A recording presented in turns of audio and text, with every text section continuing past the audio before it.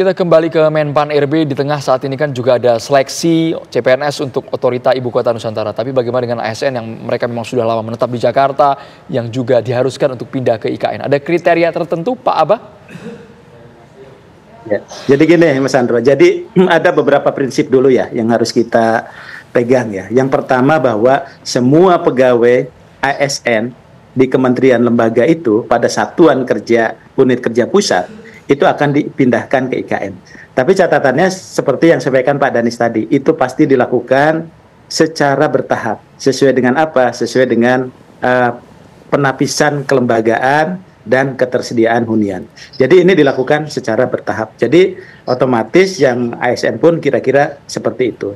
Nah kemudian tadi hunian itu arahannya adalah tadi satu keluarga berarti satu unit, yang lain dia sharing kalau memang dia tidak bersama keluarga. Nah yang ketiga, mereka juga harus diberikan apresiasi khususnya bagi mereka yang akan datang duluan ke IKN dengan kriteria itu. Salah satunya adalah diberikan tunjangan khusus yang memang kita sudah menyiapkan beberapa opsi ke Kementerian Keuangan. Nah, yang keempat adalah terkait dengan formasi khusus IKN, ya, formasi khusus IKN, di mana di sini ada CPNS khususnya yang diperuntukkan untuk IKN. Nah, CPNS ini memang arah kita kriterianya itu adalah teman-teman yang memang talenta-talenta baru, talenta-talenta digital yang memang bisa mengisi formasi-formasi di IKN. Nah, termasuk bagi yang teman-teman ASN yang sudah bekerja, ya, yang sudah bekerja. Tentunya di seputaran Pak Presiden, yang melayani Pak Presiden tentunya juga akan melekat ke sana. Tapi bagi KL-KL yang lain, kita sudah minta kepada KL-KL kira-kira eselon 1 mana, jabatan mana, sampai dengan ke jabatan fungsional. Jadi ada jabatan pimpinan tinggi, jabatan administrasi, dan jabatan fungsional. Tinggal mereka nanti akan mengatur kira-kira formasinya berapa banyak yang akan dikirim ke sana. Nah yang terakhir adalah penerapan smart government, ya. Nah oleh sebab itu, karena arahnya dari prinsip-prinsip ini yang kita gunakan, maka SDM kita pun harus bisa mendukung smart government yang akan dibangun di IKN saat ini. Nah oleh sebab itu tadi kesiapan ini kan tidak sederhana ya, infrastruktur yang disiapkan tadi, bahkan upaya dari teman-teman timnya Pak Danis juga ini yang luar biasa, sehingga kami pun nanti pergerakannya pun, dinamikanya pun ini akan terus menyesuaikan, ya, akan menyesuaikan. Seperti ada arahan yang terbaru, kemudian kita siapkan skenario yang baru dan sebagainya. Jadi termasuk tadi kriteria kualifikasinya, kompetensinya, orang-orang yang berkinerja tinggi dan sebagainya. Tentunya juga lebih-lebih orang-orang yang memang ASN punya basis digital. Kalau anak-anak baru yang ASN ini memang dari awal kita sudah rancang memang khusus untuk talenta-talenta digital yang akan direkrut di tahun ini. Ya. Kira-kira gitu, Mas Andro. Selain itu soal kebutuhannya juga tadi disampaikan akan mendapatkan tunjangan khusus. Tunjangannya besarannya berapa Pak Abah? Kalau ngelihat di media online benar sampai 100 juta Pak Abah. Gimana Pak Danis kalau 100 juta? Pak Danis setuju. Jadi kita ada beberapa opsi sesungguhnya ya. Kan kita juga harus menyesuaikan dengan beberapa tunjangan atau penghasilan yang sudah diterima oleh instansi-instansi yang lain ya. Nah, oleh sebab itu kita buat skenario kira-kira mana yang paling tepat.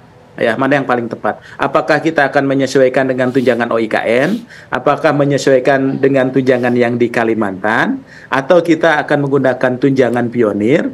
Atau kita akan menggunakan tunjangan khusus yang sekiranya itu bisa mengapresiasi dan memenuhi kebutuhan tambahan untuk ASN kita.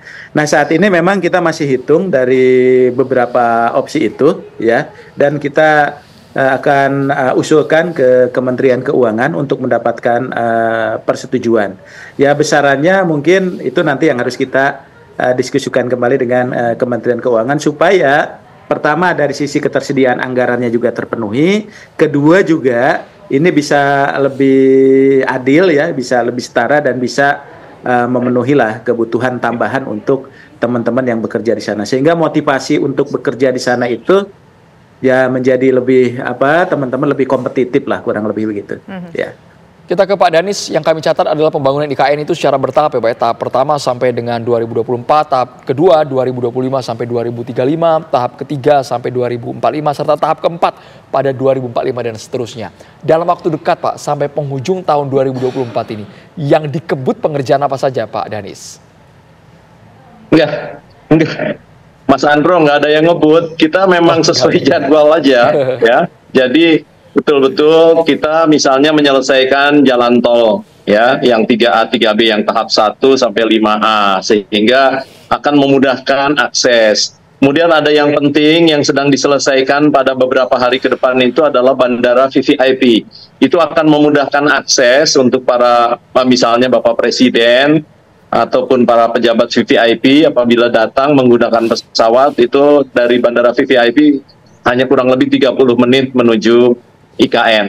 Itu dalam konteks kita menyelesaikan atau memberi kemudahan aksesibilitas.